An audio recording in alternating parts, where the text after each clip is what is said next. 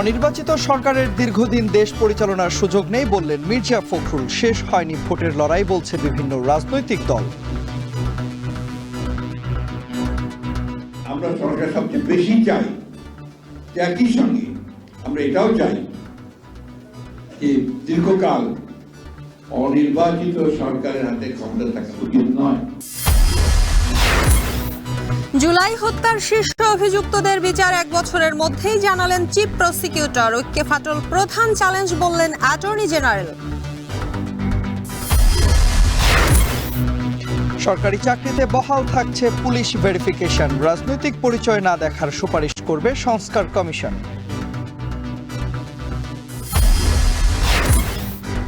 এবং অনির্দিষ্টকালে নৌ ধর্মঘটে বন্দরে বন্দরে আটকা লাখ লাখ টন পণ্য। চট্টগ্রাম সহ বিভিন্ন নৌ বন্দরের কার্যক্রমে স্থবিরতা।